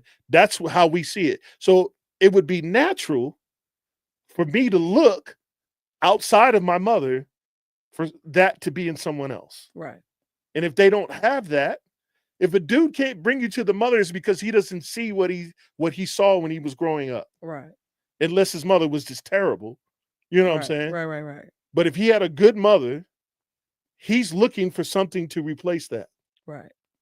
That's all. And to me, it makes sense. Makes total sense. Yeah. Because that's what you're taught that.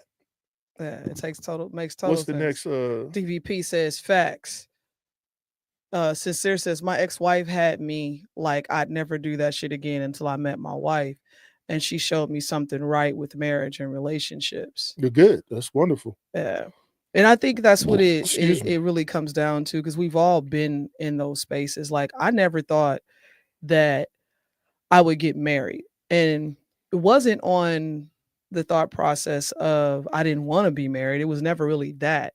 My mother was a widow. Her husband was murdered, and she never really remarried after that. So, I didn't really see that in my household, even though I was being raised by a woman who was a married woman. She just, you know what I'm saying? It's the whole process and thought process is weird. But um like I seen it in some relationships with like peers of mine, like people I went to school with, but I never even knew that that would be in my life, to be honest. So like me and my girlfriends would always have this bet on who would be getting married next. And so I was always the last one. You know what I'm saying? It was Yeah. like, nah. But what it was, like I say, it was strange because I was always in like long-term relationships too. So like when I got into a relationship, I was usually in it for, a couple years. It was never something that was quick. Um, so yeah, like I think I remember telling you too, um, that we can't be dating for years or something like Yeah, you that. tried to press me. You tried I to was full like, court press me. I just was It, like, look, I don't do that. I yeah. don't do the shacking up, sir. She tried to press me, but I already had planned to be with you anyway. So it was just like, all right, whatever. You ain't said nothing. You know what I'm saying? Like, I didn't feel pressure, even though you Okay. tried to press me. You know what I'm saying? No, and to be honest with you, it wasn't even trying to press you. It was just really me just saying, hey, I don't do that. So Yeah, and I if was like, this, yeah, all like, right. don't waste my time. I won't waste yours. Yeah, I wasn't trying to waste. I And was in the mindset of, all right, whatever. yeah, well, from what you told me was, let me get my shit together and get certain things handled first. Right, because if I was going to do it, I was going to do it the way I wanted it done. It had to be done right. Right. Yeah. What's Joel? Joel is in the Joel, building. what up, man? Joel says, "Isn't that the same for a woman that had her father in her life? You would think, look for the same natural feeling of care and thoughtfulness and understanding that was received that once was." Yes, I would hope so. absolutely. Yeah. And that's where, because my oldest daughter has even said it. She said it in public on social media. She's like, my dad got one foot and he still opens the door for my mom. She's like, if it ain't this type of love, I don't want it. So we try to make sure, Chris says a robot will not betray you because a friend talked her into it. We know you gonna go to the electronics, bro. We know you. We But know you gonna be in electronics, Chris. but yeah, the Why Pat kids want we me to try say to chocolate rain? what I don't know what that was about. That's an old joke. So there's this song Oh back in the Lord. day. I can't remember what year it came out, but this dude had a song called Chocolate Rain. I'll show you the video later. And like Pat used to sing this song all the time. And yeah, it's an inside joke. Okay. Um, I got a question for you. It's just getting late. We're gonna have to do this again.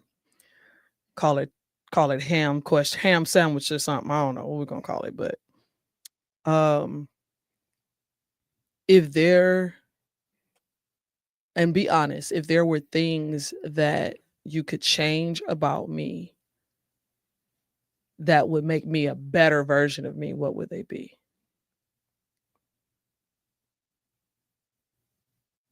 I said some of it already. Like if you rewind this cast, I was talking about things that I wish were better, like how you perceive me when you feel like you're slighted. I know you see me as the enemy because of what you say. And I'm like, hell no. Like if you was my enemy, like you don't know what I do to my enemies. Right. You know what I'm saying? You ain't even seen that side of me of what I actually do to my enemies. Right. And I'm like, I can tell that you're missing the key point of our existence when you're upset. When I get upset at you, I'm like, why can't she adhere to the plan? what am I not saying to code her properly to adhere to the program that we're on? Mm-hmm. So like we had, what was it, yesterday or today? Yesterday we was talking about you spending money on this jungle gym thing that you bought. No, yeah, yesterday. It was yesterday. And I expressed to you, like, though I joked with you, I expressed to you specifically that when I tell you something that's legit that I need done, and you put a but behind it, it's in my thought process, it's a misnomer of you understanding and adhering to program. Right.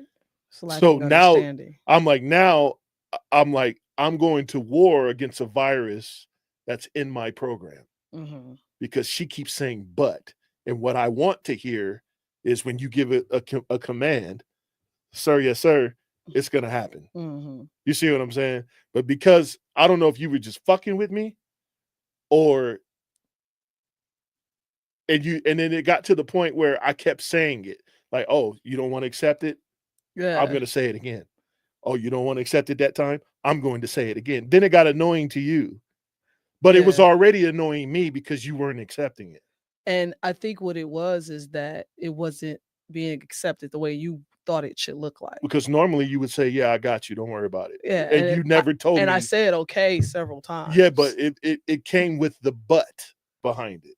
Right. And I think you were just fucking with me and I wasn't catching it. No, I think what it was is that you were misinterpreting the fact that I was answering two of your questions in the same. Oh, okay. So, and me, I was dealing with that one thing. No, this needs to stop for a little while. And I told you, remember I told you kept running them together. Right. And we agreed. Yeah. At the end of it all, we agreed. Yeah. But what I was saying is that. And then he got off the phone and I threw up. And that's what you did, because I prayed. I said, God, get him, motherfucking ass. I was he literally made me sick. I prayed to God. I said, God, get her. She not understanding. She not understanding that I just need a yes right now. I don't think. Like, and the crazy part was that drop the elbow on her. I think the crazy part for Sean was that I said okay, like right off the bat, but I don't know what he was looking for. I was looking for. There was no confidence in that. And I'm like, and me personally, I'm like, what are you? It was like, okay, like I'm telling you so you could shut up. But really, tomorrow I'm gonna go get me 7 more packages of shit. You know what I'm saying? And I'm like, now's not the time. You know what I'm saying? Chris says, be careful what I ask for, because truth and logic are not nice. And that's why I asked for them, because to be honest, a person loves you the way they deliver that truth. If a dude don't correct you, he don't love you. He don't care. Yeah. The way they deliver, it's not about not about what's being said, it's about how it's being said. And so when you because I've been able to correct my husband with grace and honor, where I know y'all see these videos on here where the chick comes in, she talking hella reckless. She's loud, she's obnoxious, and the dude is like, I'm not doing shit you asking me to do. Why, if you asking me like that? And then he kind of teaches her, if you do it like this, and then she fast forward, she comes back, she does it with more love and peace, and then he gets up and does it with no problem. And so it's the same concept in a relationship with anybody, especially in a marriage. If I want my husband to do something specific, no matter how annoyed I am that he continues to do something else, for me to show him is I have to do it with honorability and grace. And the moment I do that, Sean recognizes it and he goes, oh. So even in the conversation yesterday, I had to tell him, listen, I told you okay more than once. And now it's getting to the point where you keep saying it, where you're starting to annoy me. And I'm already going through things right now to where I don't feel like I want to be annoyed. And so I said, I don't know how much more you need from me or what you need me to do, because I've answered your question. And that's when he was like, well, I don't know. It didn't seem like you was authentic. And I was like, what? It sounds like it was sounding, every time you said okay, it sounded like the pacification of okay. All right, yeah. All right. You know what I'm saying? It wasn't, yeah, I got you. I'm gonna hold off on this extra stuff for now.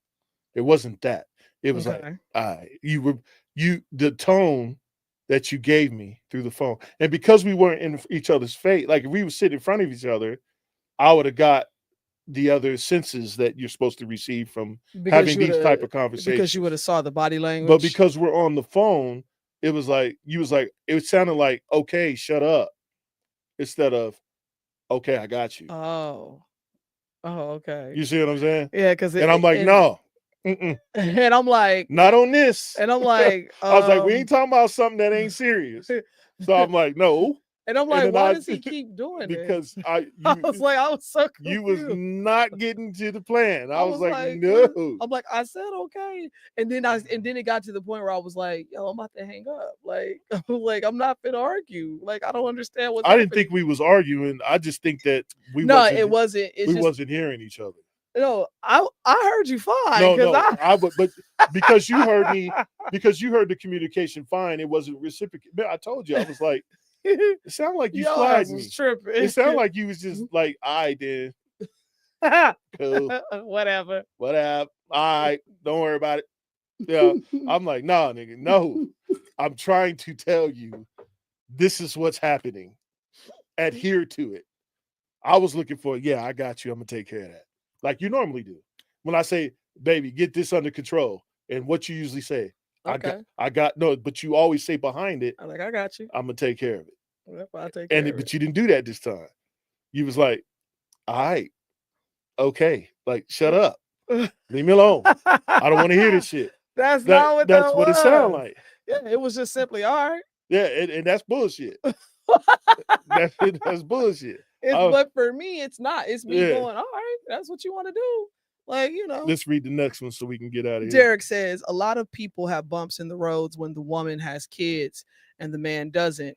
What was the process that you, Treasure, allowed Sean to be the father, disciplinarian, leader after you having to do it yourself for as long as you did?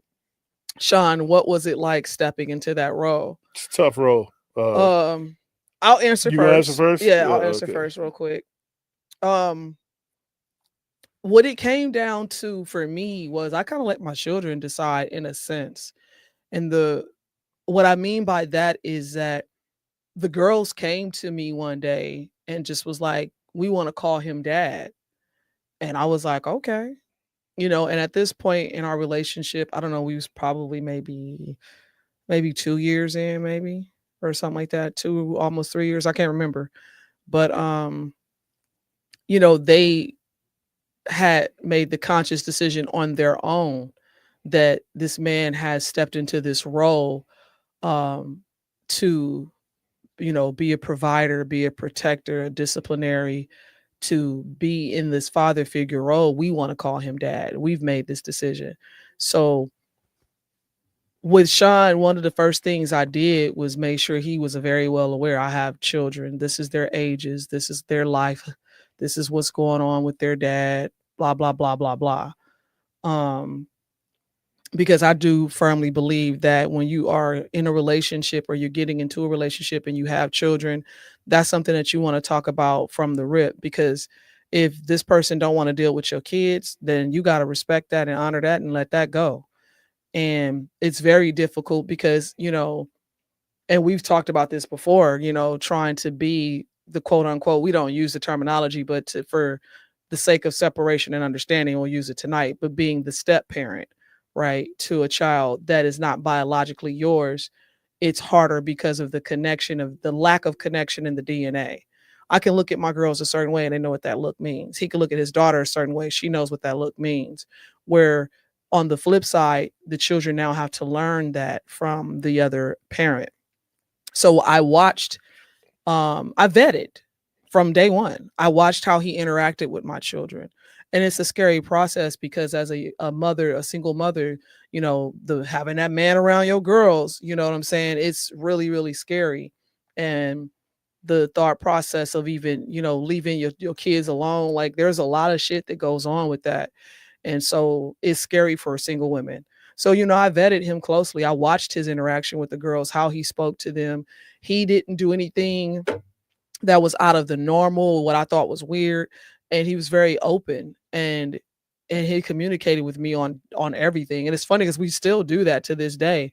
Like the kids will try to do stuff and we be like, yeah, we talked about that already. You don't think he told me what happened?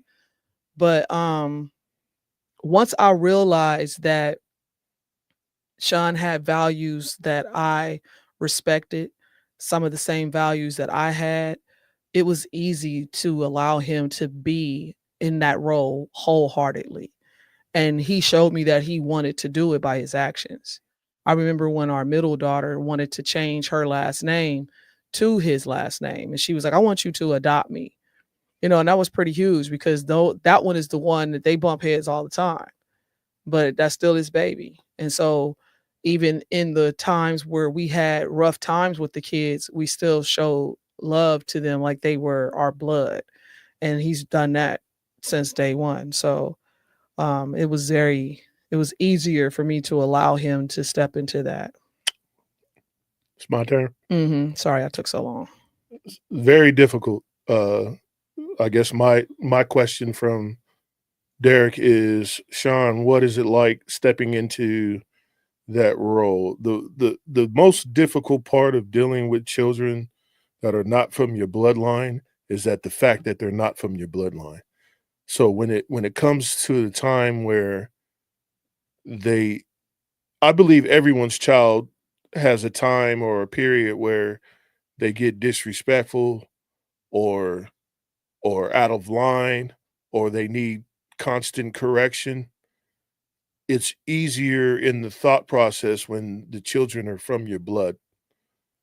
When they're not from your blood, what goes across your mind is that these motherfuckers, you know what I'm saying? I'm helping them. I'm doing what I can, make sure that they straight when no other person that was in their life was doing it. So it's a conundrum of thought process that you have to battle through, because when you're legacy driven and part of your legacy is not your blood, it makes it difficult to think about keeping them in the fold when they go against you in the manner that some children do. Uh, it takes a lot of patience, and some people just don't have it. I'm not quite sure if I have it. My parents had it. Well, from what I saw, you know what I'm saying? Never had this question, talk to my parents about how many foster kids and adoptions that they've done over my years. So if you guys don't know anything about me, just a brief synopsis. My whole life from like 10 or 11, 12, all the way to the time that I graduated, we had a series of foster children, uh, adoptions. I would say about 5 or 6 people, totality. My parents brought in and made sure that those people had a better life and put them in a position for prosperity very quickly by utilizing the network that they've built throughout where we live. Uh, so I seen how it works. I never asked my parents about how they felt about it when things went awry. So I wasn't prepared for that. But like I said before, it's difficult and it's not something that you should just jump into. You need to be really ready to do that. I wouldn't recommend it, but I say if you're going to do it, make sure you know what you're getting into. I'm talking about from bloodlines, from how they were raised, all the way to who their grandparents are on the other side. All that's a factor. And some people say it's not, but it is. It's a huge factor. How they think is blood related. So yeah. Tread softly. Yeah. What else we got before we get out of here? We got Chris saying, we are mature adults. Remember that people are single for a reason. A single woman at my age, there's a reason for it. The story is always the same. It was the man's fault, implying that women can do no wrong. I know that's bullshit. Right. I actually said the same thing similar, Chris, because I was like, men, because the ratio for men and women is so low. What is it, 10-1 or something like that, or Well, six to now one? remember, I think the last consensus was we were down to 1-1 in the United States. Okay. So we're pretty much even now. Okay. Because we're not having as many babies as we used to. So let me see. He's gonna pull up the statistics. Appreciate you, Joaquin. He says very well spoken, both of you. Appreciate you. And we like questions, and I think tonight was one of those nights where we just wanted to do something a little bit more intimate in how we deal with each other. We was like, let's just ask these questions, and answer them. So I think we're gonna start doing that more often. Yeah, the ratio for that, like, I even made a comment because I had met a guy right before my husband that was single So at right his now it's age. it's 105 boys to every 100 girls. Really? Yeah, older ages is 90 to 99 age. Is 2-to-1 ratio from people who tend to live longer. The disparity increases 3-to-1 as it moves on into further years. So it's flopping. It used to be more women than boys, but now it's 5 more than women. Okay. Boys. And that's just in the United States. I didn't do the whole world.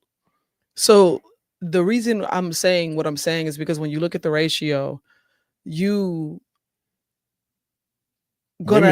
better get their shit together because it's like dudes is a commodity now. it's like there's more men available, right?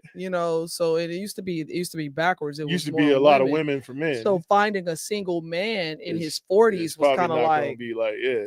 It's like, what's wrong with him? Right. You know what I'm saying? And it's the same thing for a woman because they've said, if you're not married by 35, then you're never gonna get married, probably, or you need to get out the house somewhere or something. But yeah. Derek says that's powerful to be a blessing in someone's life. Highly respect you too. I can imagine how difficult that could be. Yeah, and one of the things that people don't realize in relationships is that there's 3 things that break up a marriage or a relationship. It's sex, finances, and kids. And so one of the things that we told our children was that we're not going to allow you guys to interfere with anything that we have going on. So you either conform or you don't. So because you know how it goes, sibling rivalry, they kind of have that, especially with girls growing up. And at one point, the girls actually argued, over whose daddy is who. It's my daddy. It's my daddy. And it was cute. It wasn't really, really bad. And then we actually sat down with them and had a conversation. And, it really went fairly well because it could have went south. Chris says, finding a single man without a robot is really going to be a challenge in the future. So stupid. In 10 years, women will be kissing men's asses for the time of day, no matter how fucked up the dude is. It's coming. So he said he's gonna find here we're all gonna have robots. So but yeah, if you guys have any more questions, we're gonna cut our questions tonight. Babe, you got another quick question or no? I don't have. I think that this is good for tonight. We'll continue this conversation later on other things that are, pertain to what we're talking about or whatever. Yeah. I think this is a good thing. It's coming. It's coming. But yeah, let's wrap up tonight. Any questions, guys? If not, then we're gonna move on, but we're gonna move on quickly. Very quickly. Very quickly, because we have 2 days that we get to kind of hang out with each other. Yeah, so, we got to take a couple classes. So I'm off, she's off. We're gonna take them together, and then we're gonna go eat and go, do some things. So if you call us and we don't respond, don't worry about it. We'll catch you in a couple days. We'll get you. Yeah. Good night, Chris. Appreciate you. Good night, Joaquin. Chris. Good night, bro. Good night, guys. Hey, Thank y'all for tuning in every week like normal. We appreciate y'all. Tell a friend, be a friend, share with a friend. Make sure you tell them to tune in. We're kind of going to start gearing up our show to kind of head in the direction that's good for y'all. I see y'all like tonight's show, so we're going to kind of see what we got going on with that and keep this thing popping. But, be more than happy to send us anything that y'all deem would be good to talk about. Real quick before we get out of here, Derek Von Pearson, my boy, he just dropped a single that we did that's going to be dropping August 7th, I think it is. Okay, that's cool. Called New Challenger. So that's going to be out. We're definitely going to play it on the show for y'all as soon as it drops. Well, we'll see, because we need documentation too, so we can add to the. We'll play it where you can hear it, but it'll be done. It'll because be good. Then the whole show will be cut off because of that part of the show will. That part of the show will. So along with that, so shout out to Derek He goes by DVP 702. DVP's in the building, and the song is called New Challenger, dropping on all platforms August 7th, I believe. Also, August 18th, real quick, shout out to my boy G Smooth is in the building. We will be having a charity event. Not a charity event, a fashion show event where you can come out and see some of the and what fashions. I'm going to be dropping the flyer next week on the show, telling everybody where it's at, where to come out. Yours truly will be in the building. I'm going to be getting my model on, and I'm going to drop a couple of songs for y'all. So if you haven't seen me perform and want to see me perform, it's been a minute, come on out. And we're going to be doing our thing August 18th. So August 7th, New Challenger dropping. August 18th, we having the fashion show. And what, though? And that's about it at the moment. We'll make sure I get all this stuff out there for y'all next week. Anything you want to add, baby? I'm Sean Cheltenham. Y'all have a good evening. I am Treasure Cheltenham, and I, too, want you to have a good evening.